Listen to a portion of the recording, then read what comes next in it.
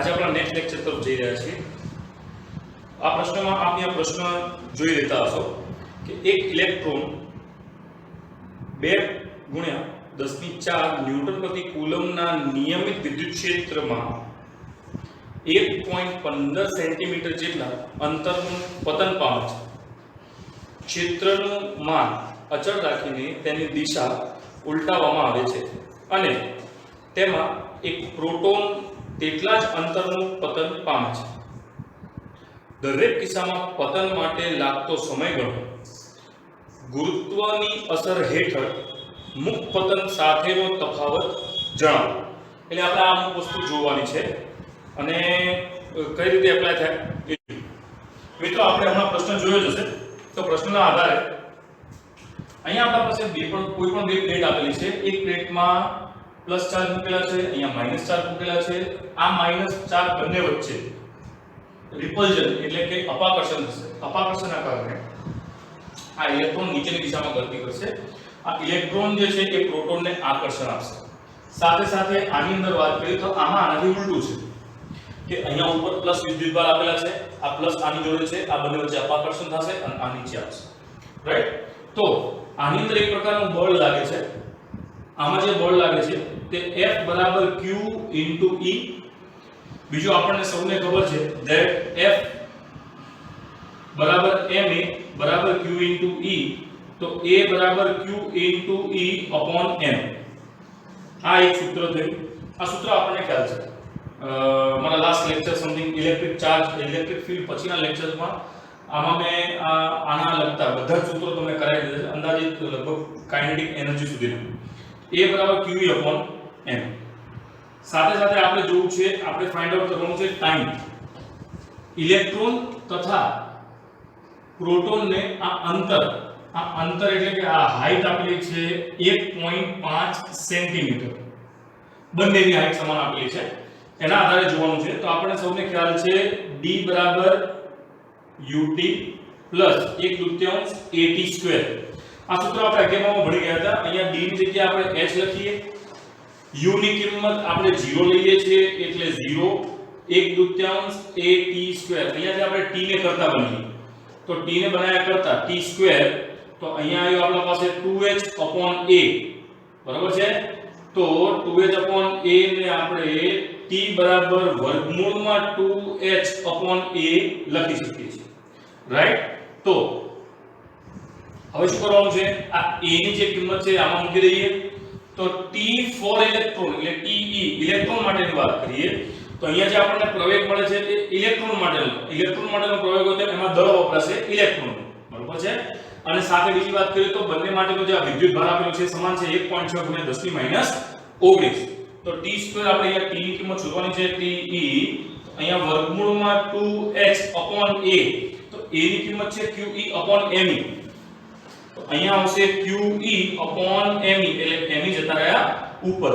એ જ રીતે આપણે પ્રોટોનની કિંમત શોધી શકશું that is 2hmp/qE, બરોબર છે।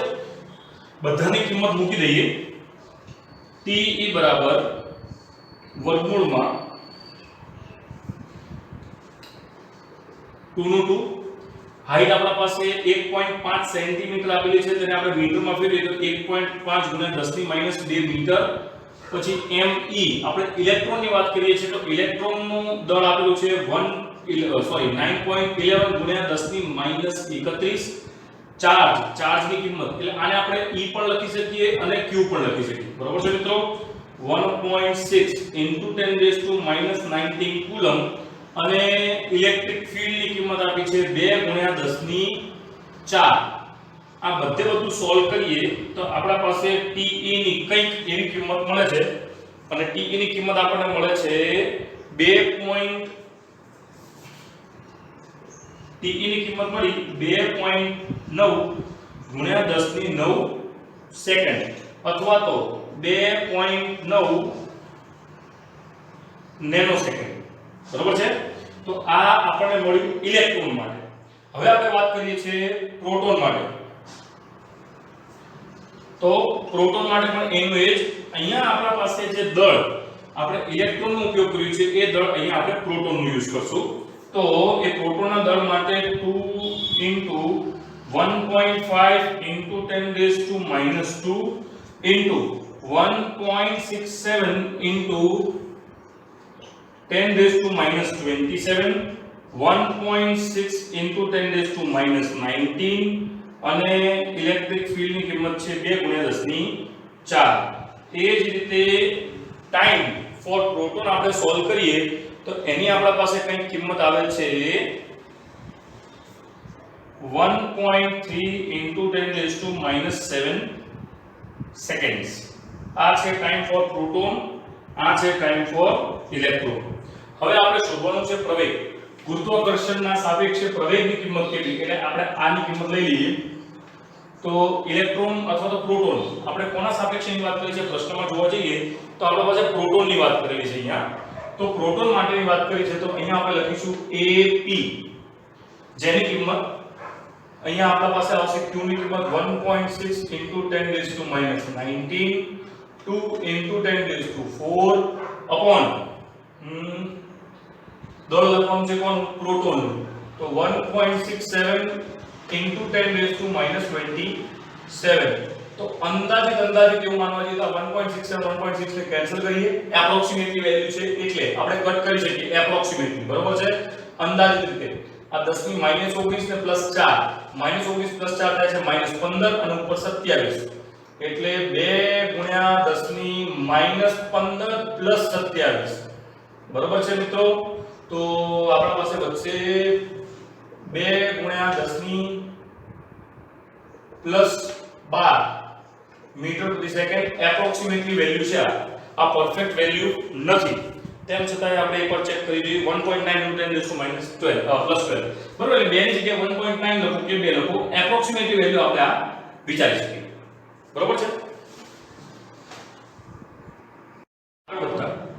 ઉદાહરણ number 1.9 according to text book. અહીંયા પ્રશ્ન જોતા હશો કે આપણી પાસે બે વિદ્યુતભાર આપેલા છે, એક પ્લસ છે એક માઈનસ છે, જેની કિંમત છે 10 × -10 ની -8 કુલમ અને બીજું જે છે 10 ની -8 કુલમ. મૂલ્યના બે બિંદુવત વિદ્યુતભારો અનુક્રમે Q1 અને Q2 એકબીજાથી 0.1 મીટર અંતરે મૂકેલા છે, જે આપની દર્શાવેલ આકૃતિમાં જોઈ શકો છો. જેમાં ત્રણ બિંદુઓ આપેલા છે A, B અને C, બરોબર. અને આ ત્રણેય બિંદુઓ પર વિદ્યુત ક્ષેત્ર આપણે ગણવાનું. આ છે આપણા પાસે આકૃતિ according to the text book. અહીંયા પ્લસ આ માઈનસ, આ પ્લસ જે વિદ્યુતભાર છે એની કિંમત છે 10 ની -8 કુલમ અને આની કિંમત છે -10 ની -8 કુલમ. હવે આ બંને વિદ્યુતભાર દ્વારા બિંદુ A, બિંદુ B અને બિંદુ C આ ત્રણેય પર આપણે વિદ્યુત ક્ષેત્ર શોધવાનું છે, બરાબર છે. તો સૌપ્રથમ આપણે વાત કરીએ બિંદુ A પર વિદ્યુત ક્ષેત્ર E. તો સૌપ્રથમ A પર ઉદ્ભવતું વિદ્યુત ક્ષેત્ર એટલે પહેલા પ્લસ દ્વારા પછી માઈનસ દ્વારા. પ્લસ દ્વારા માઈનસ દ્વારા પણ આપણે 1 અને 2 લખેલ છે. તો આપણે પહેલા વાત કરીએ E1 ની વાત કરીએ. E1 એટલે I1. હવે અહીંયા વિદ્યુત ક્ષેત્ર જે છે એ વિદ્યુત ક્ષેત્ર પર કદાચ આપણે શોધવું હોય તો આ વિદ્યુત ક્ષેત્રની દિશા બહારની દિશા તરફ મળે, બરોબર. તો E ની કિંમત શું થાય? KQ/R², KQ/R². K ની કિંમત આપણને સૌને ખબર છે 9 × 10 ની 9. Q ની કિંમત આપણને આપેલી છે 10 ની -8 અને R તો અહીંથી આટલા સુધીનું અંતર જે થાય છે એ થાય છે 0.05 મીટરનો સ્ક્વેર. કેમ 0.05? આ સમબાજુ ત્રિકોણ આપેલું છે જેમાં ગમે તે એક બાજુની સાઈડ જે છે એ 0.1 મીટર છે અને આ મધ્યસ્થ પર આપેલું છે જેની કિંમત આપણે આપેલી છે 0.05 મીટરનો સ્ક્વેર, બરોબર છે. તો આ તમે કેલ્ક્યુલેશન કરશો તો એના આધારે તમારી પાસે કંઈક કિંમત આવશે અને જે કિંમત છે 3.6 × 10 ની 4 - 4 કુલમ, બરોબર. 3.6 × 10 ની 4 કુલમ, બરોબર. હવે આપણે વાત કરીએ આની. તો મૂલ્યના આધારે વિચાર કરીએ તો આની કિંમત એની જ રહેશે. તો આપણે શોધીએ છીએ E2 મૂલ્યની વાત કરીએ છીએ એટલે પ્લસ માઈનસ લેવાની જરૂર નથી. તો KQ R2 જેમાં આની આ જ કિંમત આપણા પાસે આવશે, જે આપણા પાસે આવશે 3.6 ગુણ્યા 10 ની પ્લસ 4 ન્યૂટન પ્રતિ કુલમ. મિત્રો હવે આપણે એનું ટોટલ શોધવા જઈએ તો ટોટલ એટલે આના પર કુલ ચોખ્ખો વિદ્યુતભાર કેટલો, તો EA ની વાત કરીએ. આ 1A માટે આ 2A માટે ટોટલ EA આપણે જોઈએ તો E1A E2A according to textbook. તો આની દિશા જે છે એ પણ આ બાજુ જાય છે, માઈનસ ની દિશા પણ આ બાજુ જાય છે, એટલે બંને વચ્ચે સિમ્પલી પ્લસ થશે. જેની કિંમત 3.6 હોય તો 3.6 નું તમે પ્લસ કરતા હો તો આપણી પાસે કંઈક આવશે that is 7.2 into 10⁴ ન્યૂટન પ્રતિ કુલમ. બરોબર છે મિત્રો? તો આ હતું પોઈન્ટ A ની વાત. હવે આપણે જોવાનું છે, હવે આપણે જોઈએ છે B માટે. B માટેની વાત કરીએ B માટે તો પ્લસ દ્વારા અને માઈનસ દ્વારા. હવે B પર પ્લસ દ્વારા ઉદ્ભવતું જે વિદ્યુત ક્ષેત્ર છે એ પેલી બાજુ જશે, માઈનસ દ્વારા જે છે એ આ બાજુ જશે. તો આપણે શોધીએ તો સૌપ્રથમ આપણે વાત કરીએ છીએ E1B માટે. એટલે આના દ્વારા આ બિંદુ પર ઉદ્ભવતું વિદ્યુત ક્ષેત્ર. તો એનું એ જ KQ R2 K ની કિંમત 9 ગુણ્યા 10 ની 9 Q ની કિંમત તો 10 ની -8 ઘાત ભાગ્યા R આપણા પાસે આપેલું છે 0.05 નું સ્ક્વેર. એ આ એક પ્રકારની કિંમત થઈ જેની કિંમત થશે 3.6 ગુણ્યા 10 ની 4 ન્યૂટન પ્રતિ કુલમ. હવે આપણે વાત કરવાના છીએ E2B ની. એટલે આના દ્વારા ઉદ્ભવતું B બિંદુ પર વિદ્યુત ક્ષેત્ર કેટલું, જેનું અંતર 0.05 અને 0.05. તો એની કિંમત આપણી પાસે શું આવશે અંતરની, તો એ કિંમત આપણા પાસે KQ R2 9 ગુણ્યા 10 ની 9 ગુણ્યા 10 ની -8 ભાગ્યા અહીંયા આપણા પાસે કિંમત આવી 0.15 નો વર્ગ. શું આવે મિત્રો? 0.15 નો વર્ગ. અને આ તમે કેલ્ક્યુલેશન કરશો તો આપણા પાસે કઈ કિંમત આવે છે 4 ગુણ્યા 10 ની 3 ન્યૂટન પ્રતિ કુલમ. હવે આ જો મિત્રો આ 4 ગુણ્યા 10 ની 3 આવી છે, આ છે 3.6 ગુણ્યા 10 ની 4. આ કિંમત ને આ કિંમતમાં ફરક શું થયો કે આ કિંમત ઘટી ગઈ. કેમ ઘટી ગઈ? કારણ કે અંતર વધી ગયું. આપણને સૌને ખ્યાલ છે કે E છે એ વ્યસ્ત પ્રમાણમાં છે, કોનાથી? એના અંતરના વર્ગના વ્યસ્ત પ્રમાણમાં. હવે આપણે આનું મેઈન ટોટલ કાઢવા જઈએ તો આ કિંમત આ બાજુ છે અને એક જે વિદ્યુત ક્ષેત્રની કિંમત મળે છે એ પેલી બાજુ છે. ત્યાં પેલી બાજુ જે પ્લસ છે એનાથી દૂર છે, માઈનસ ની નજીક છે, રાઈટ? આના દ્વારા વાત કરીએ તો અહીંયા કને આપણા પાસે એક કિંમત મળે છે E1B અને આ બાજુના દિશામાં આપણને મળે છે E2B. તો આપણે આ બંનેને કશું નથી કરવાનું, ખાલી માઈનસ કરવાનું છે. આને આપણે કિંમતમાં ફેરવી દઈએ તો 0.4 ગુણ્યા 10 ની 4 ન્યૂટન પ્રતિ કુલમ. હવે આમાં ખાલી માઈનસ થશે. કેમ માઈનસ થશે? કારણ કે દિશા જે છે એ બદલાયેલી છે. તો એ માટે E1B E2B એટલે આપણા પાસે 3.6 ગુણ્યા 10 ની 4 માઈનસ 0.4 ગુણ્યા 10 ની 4.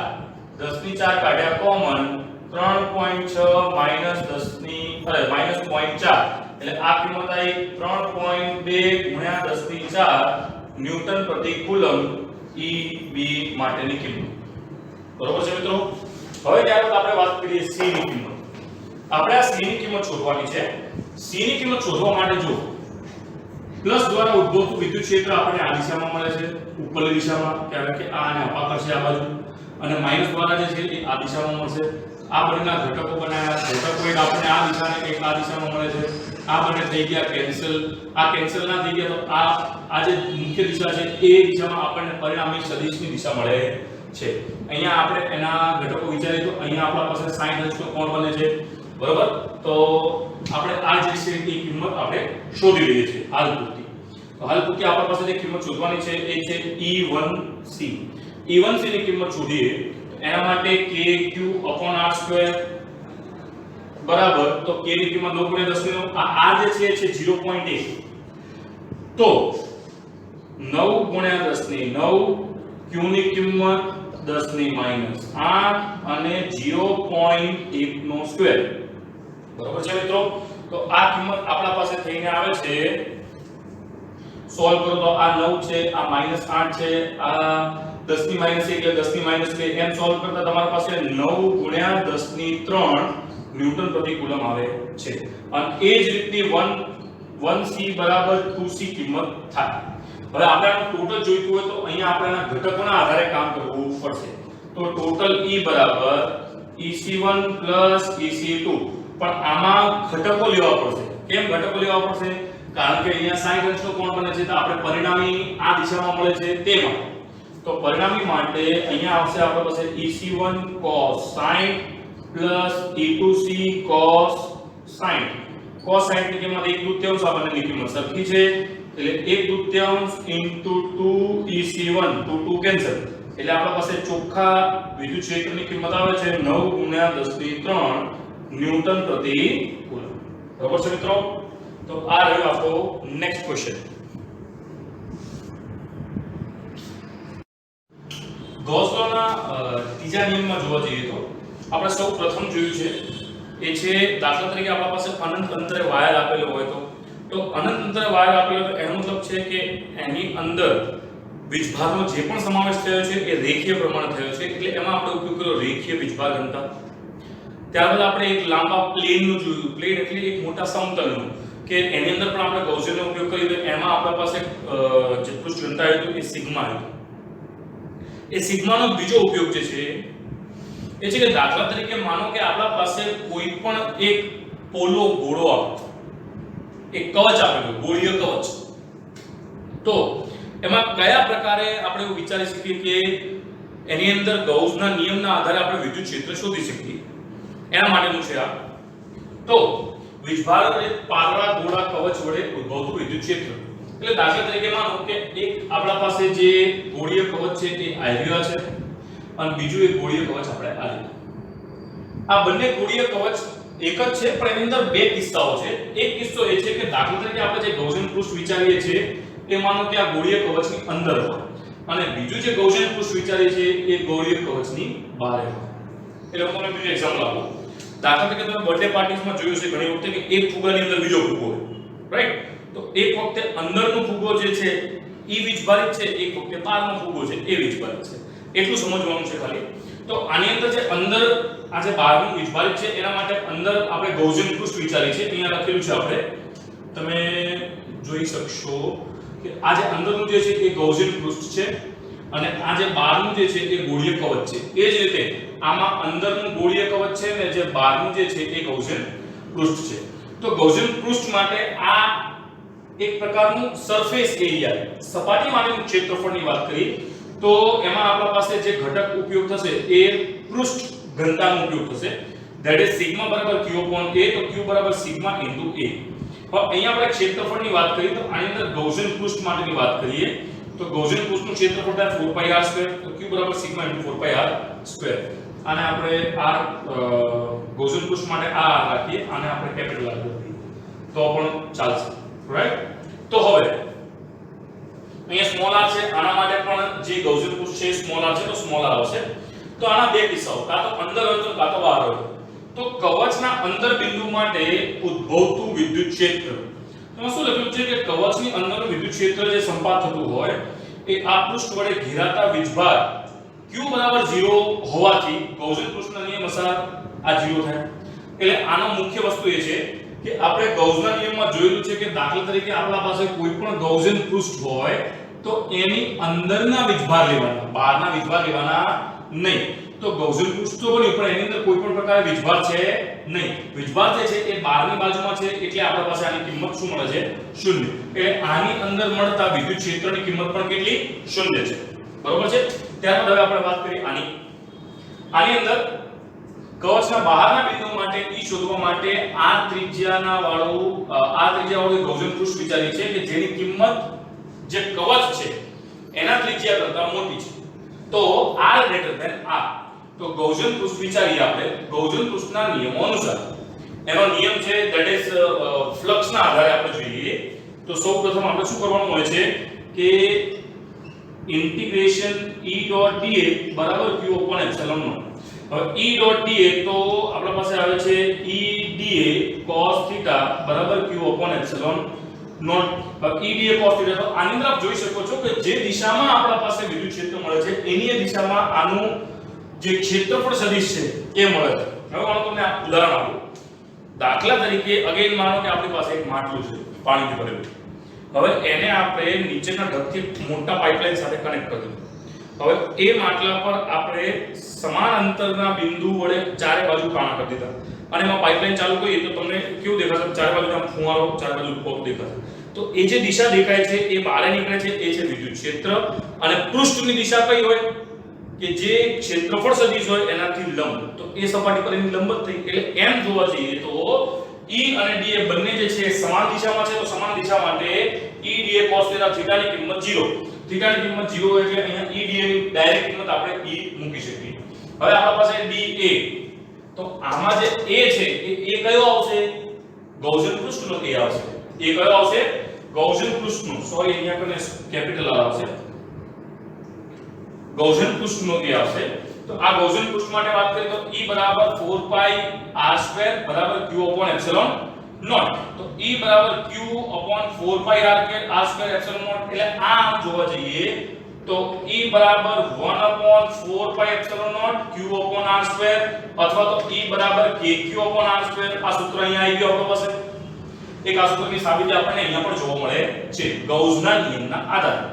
રાઈટ. હવે માનો કે આપણે q ની વાત કરીએ તો q ની આપણે આ કિંમત અહીંયાથી મૂકી દઈએ સમીકરણ નંબર 1 માંથી. સમીકરણ નંબર 1 માંથી q ની કિંમત અહીંયા મૂકી દઈએ તો આપણા પાસે શું કિંમત આવે? તો q બરાબર 4 pi r2 સિગ્મા.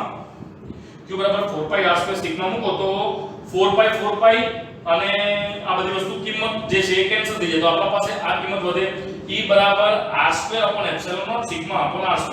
જો મિત્રો કશું જ નથી કરવાનું. આ સમીકરણ નંબર 2 માં આપણે આ જે q ની કિંમત મળી છે એ આ q ની કિંમત આમાં મૂકી દેવાની. 4 pi કેન્સલ થાય છે બાકી કશું કેન્સલ થતું નથી. કેપિટલ R2 ને સિગ્મા અહીંયા ઉપર વધે છે તો કેપિટલ R2 ને સિગ્મા વધ્યું.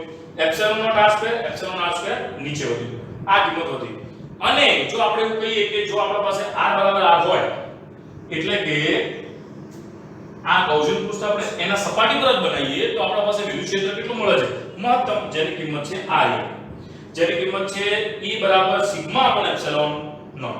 હવે જો આના આધારે આપણે જો એક આલેખ વિચારવાનો પ્રયત્ન કરીએ તો આલેખમાં એવું છે કે દાખલા તરીકે અહીંયા 0 છે તો 0 થી જેમ તમે r તરફ વધો છો એટલે આ કેન્દ્રથી તમે આ r સુધી આવો છો અહીંયા સુધી મિત્રો ત્યાં સુધી તમને વિદ્યુત ક્ષેત્ર મળતું નથી. વિદ્યુત ક્ષેત્ર નથી મળતું એટલે E ની કિંમત કેટલી? 0. પછી જેવા તમે સપાટી પર આવો છો એવું તમને મેક્સિમમ કિંમત મળવાનું ચાલુ થાય. પછી તમે જેમ એ સપાટીથી દૂર જતા જાઓ એમ E is directly proportional to 1 upon r2. એટલે E ચલે છે 1 upon r2 ના આધારે એ E ની કિંમત જે છે એ ઘટતી જાય છે. બરોબર? તો આ ચેપ્ટર માટેનો થિયરિટિકલ પોર્શન અહીં સમાપ્ત થાય છે. નેક્સ્ટ આપણે ન્યુમેરિકલ પોર્શનમાં જોઈશું. આજના લેક્ચરમાં આપણે બે ન્યુમેરિકલ બીજા જોયા છે. નેક્સ્ટ આપણે ન્યુમેરિકલ સાથે કરતા જશું. મિત્રો નોટ્સ બનાવતા રહેજો. નોટ્સ બનાવવાનું ભૂલતા નહીં. અમે કન્ટિન્યુઅસલી ચેક કરીશું.